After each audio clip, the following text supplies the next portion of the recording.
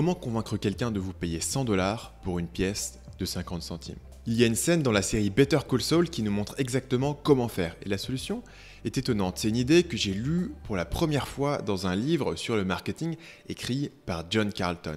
Et cette idée, c'est la suivante. On ne peut pas arnaquer une personne honnête.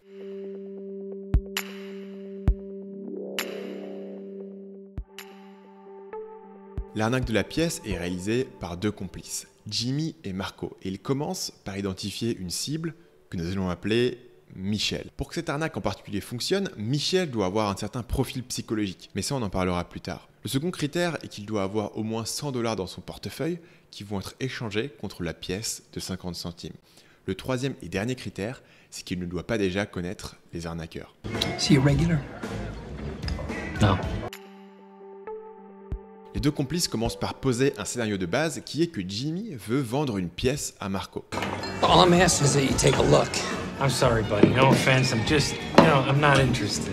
Notez qu'au départ, Michel n'est pas impliqué dans la conversation. Et c'est crucial parce que si on essayait de lui refourguer une pièce de collection dans un bar fumeux, il serait tout de suite méfiant. À la place, Michel a droit à une jolie pièce de théâtre qui est conçue pour attiser sa curiosité et aussi pour installer des croyances à propos des deux comparses. Boom. Okay. You see it? I see a Kennedy $50. On a donc Jimmy qui sort une pièce de 50 centimes à l'effigie de Kennedy, mais c'est pas n'importe quelle pièce. Where is he facing? JFK is facing left. Exactly. Hey, which way is he supposed to be facing? Right. He's supposed to be facing right. Okay, so why is this one facing left? À ce stade, la curiosité de Michel est bien engagée. Il se doute qu'il y a une arnaque quelque part, mais il n'est pas encore sûr de ce que c'est. Et donc Jimmy va utiliser ce début de curiosité et il va l'approfondir à travers un storytelling. November 22nd, 1963, Kennedy is assassinated, right? The whole nation goes into mourning.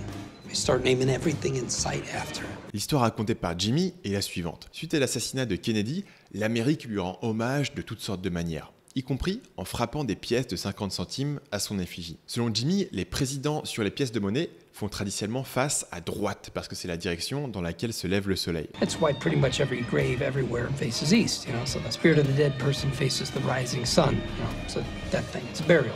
Mais pendant la création de la pièce, un employé de la monnaie se retrouve en désaccord avec ce choix et, sans rien dire à personne, il change un jour les machines pour frapper des pièces de monnaie où Kennedy regarde à la place vers la gauche. Rapidement, la modification est découverte, l'employé est viré et la plupart des pièces sont récupérées. Mais pas toutes. They managed to get most of them back, melt them down, but there's still 200 plus floating around out there. À ce stade, Jimmy a définitivement capté l'attention de Michel, qui se doute qu'il s'agit d'une arnaque de bas niveau, mais il est curieux de voir la suite. D'ailleurs, c'est important que l'arnaque semble aussi évidente aux yeux de Michel, parce que ça va flatter son sens de supériorité. Bien sûr, moi, je ne me ferai jamais avoir par une arnaque de bas étage comme celle-ci. Ces deux ploucs me font bien rire. What's that? I didn't catch that. I didn't say anything. You mind, buddy? We're having a private conversation here. Et quand Michel va faire mine de s'impliquer dans la conversation, il va tout de suite se faire rembarrer. Et c'est une dynamique qu'on va voir tout du long. Il y a deux raisons pour lesquelles les deux complices vont systématiquement rejeter l'implication de Michel.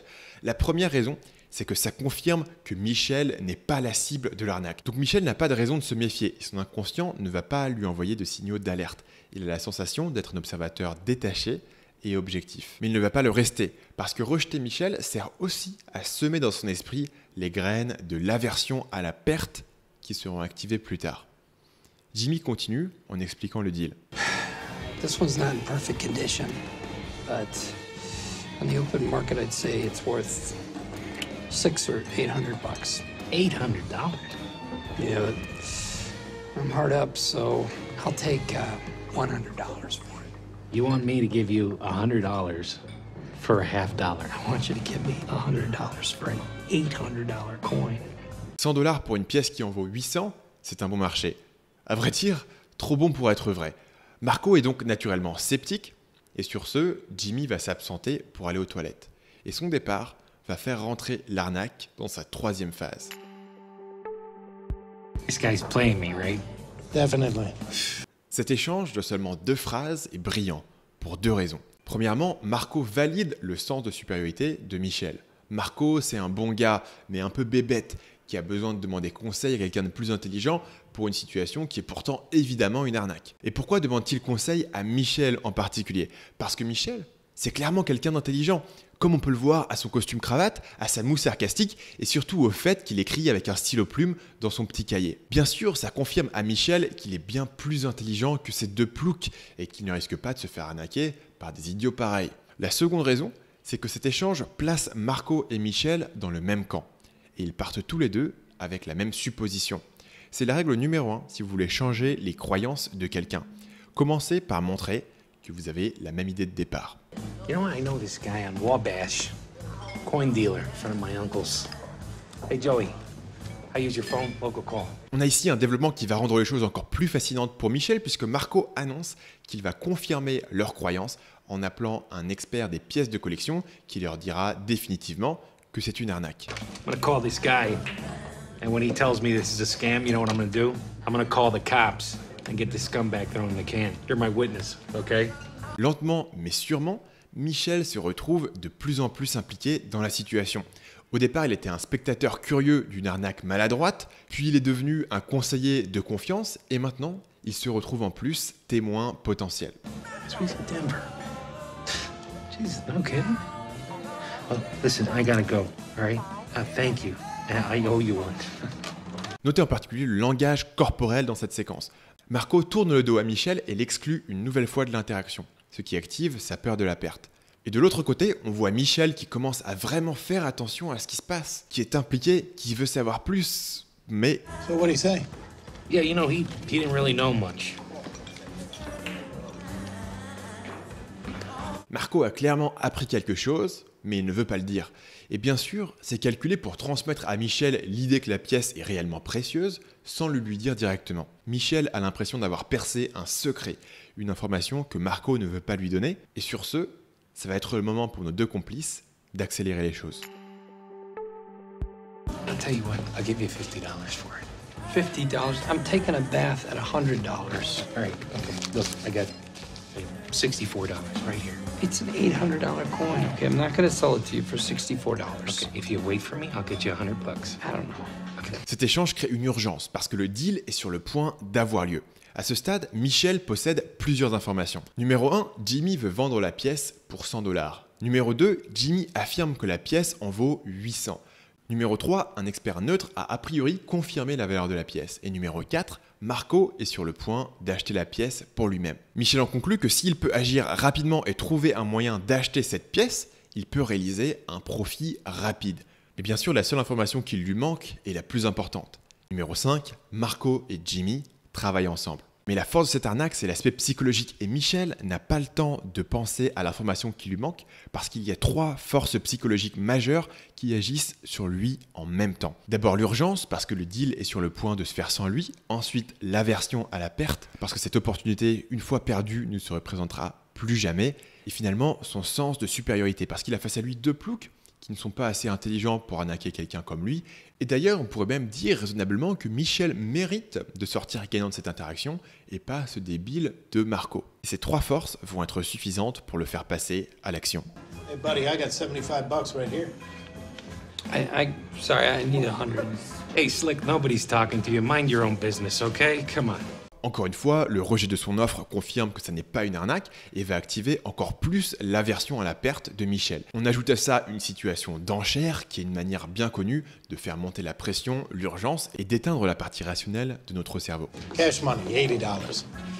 Look, if you give me a chance, I'll be back with $110. How long will that be? I don't know. I gotta catch a train, come back, hour, Hey, hour you and a know, half this at the guy was most. getting ready to call No, cops on I you. was not. L'urgence monte et avec elle, l'implication de Michel qui se met à dénoncer Marco. Maintenant, il veut vraiment la pièce. Son désir est irrationnel et porté par l'urgence de la situation. Why would you do Now that? this guy is making shit up. À ce point, la tension est maximale, les veines de Michel sont remplies d'adrénaline et toute forme de pensée critique a disparu. I got 110 right here. Sold. No. This guy's got the cash now. Don't do Here, that. take care of that. It's history right there. Hey, you can't do that. Hey, Money talks. You lost. It's over. No, it's not over. It's crap. Il est crucial de comprendre qu'une arnaque de ce type, c'est pas juste une histoire d'argent. C'est aussi, et surtout même, une histoire d'ego. Tout du long, les complices ont permis à Michel de se sentir supérieur. Et maintenant, Marco confirme cette croyance en se comportant de manière pathétique. Hey, where do you think you're going, Hey, huh? back off, dude. Yeah, back off when you give me the JFK back. Hey, Joey, call the cops. This guy just tried to rip me off. Hey. Et finalement, la dernière touche de génie est que dans cette arnaque, c'est Michel qui s'enfuit. Ça aurait été suspect si les complices s'étaient éclipsés juste après la transaction. Mais ils n'en ont pas besoin. Michel voit Marco qui s'agite, qui tente de le bloquer physiquement et qui menace d'appeler la police. Et il sait qu'il doit partir maintenant ou il risque d'être coincé. You come back in here and your ass is grass. I got friends, buddy. You hear me? You double dealing bastard. I got friends.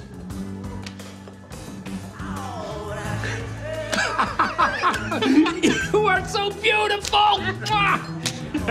Hey, everybody. Next round's on us. Pour résumer, il y a 3 dynamiques psychologiques qui sont à l'œuvre dans cet extrait. Et la première est le secret. Je vous donne l'extrait complet qui est tiré du livre de John Carlton mentionné en début de vidéo. Les arnaqueurs savent une chose que la plupart des gens normaux ne savent pas. Vous ne pouvez pas arnaquer quelqu'un d'honnête. Il vous faut 2 ingrédients indispensables. Premièrement, l'appât du gain, ce qui est facilement compréhensible, et deuxièmement, un secret, ce qui est moins connu. L'appât du gain accroche la cible. Il se dit qu'il va se faire un pactole ou qu'il va avoir le dessus sur quelqu'un. Mais c'est le secret. L'idée qu'il opère de manière froide et calculatrice pour une fois, et qui lui permet de se sentir supérieur, qui fait une arnaque. On cherche tous un raccourci. On veut tous se sentir supérieur aux autres. On rêve tous de connaître un secret qui nous permettra pour une fois de prendre le dessus sur la société. Prenons l'exemple d'une autre arnaque présente dans la série où Jimmy et sa cible trouvent une Rolex dans une allée. I don't know. It's Well, then, let me look at it. It's a damn Rolex. I don't know. Not cool to be greedy, bro. Not cool. Cette arnaque tourne sur le fait que Jimmy fait semblant de ne pas connaître la valeur d'une Rolex et de penser qu'elle vaut 3000 $ alors que sa cible sait qu'elle en vaut au moins 10 000. What do you know about that thing? I mean, is it worth more than 3? C'est cette sensation de supériorité, cette idée qu'il possède une information que Jimmy n'a pas qui va conduire la cible à payer 580 $ pour une contrefaçon et avoir l'impression d'avoir arnaqué l'autre. Later, sucker! La seconde dynamique qui est à l'œuvre, c'est le principe de cohérence. Parce que engager la conversation avec un inconnu dans un espace public, c'est pas forcément facile et si vous avez quelque chose à vendre, il sera tout de suite suspicieux. La solution, c'est de faire venir la cible à vous. Et pour ça, l'astuce contre-intuitive est de faire travailler la cible pour essayer de s'incruster dans la conversation. Parce qu'une fois que Michel aura fait un effort pour engager le dialogue, le principe de cohérence va naturellement le pousser à continuer la conversation. Donc il va commencer à poser des questions et à s'impliquer de plus en plus dans le scénario qui est mis en place. Par exemple, plus tard dans la série, Jimmy approche un trader dans un bar et joue comme toujours sur son sens de supériorité en commençant par poser une question débile. Hey, buddy, could you settle a bet for us? A what? Sorry, I don't want to make it sound like I was eavesdropping, but I kind of was. We heard you talking about stocks. Puis il fait mine de s'en aller et c'est le trader qui va engager la conversation avec lui en l'interpellant. And it's a smart move, too. Sticking it all in the bank. No. No. Yeah, you can invest all your money. Just make sure you diversify. Et Jimmy sait qu'il a ferré son poisson quand le trader commence à poser les questions. Now, if I had an idea of the money we're talking about, ballpark, I could give you examples of smart diversification. Finalement, il n'y a rien de plus efficace pour éteindre la partie rationnelle du cerveau de quelqu'un que de combiner cet appât du gain avec l'aversion à la perte. L'aversion à la perte, c'est quand vous avez devant vous une opportunité et que cette opportunité menace de se fermer à tout jamais. Encore plus tard dans la série, Jimmy fait face à un homme riche qui se voit comme un investisseur potentiel. Une nouvelle fois, la situation est mise en place pour que ce soit la cible qui pose les questions. So Giselle was telling me you two are starting a business. What exactly did she tell you? Oh, nothing much. Just something about a .com, some way for people to hook up with each other using the internet. Et bien sûr, l'opportunité d'investir est fermée, ce qui la rend d'autant plus désirable. We're full up on this thing. Oh, okay. We sign one more investor, we gotta go public, and I'm just... No. We cannot take anyone else on. No offense. Et donc, dès qu'une occasion d'investir va s'ouvrir, par coup de chance bien sûr, l'investisseur va s'apprêter de signer un chèque de 10 000 $.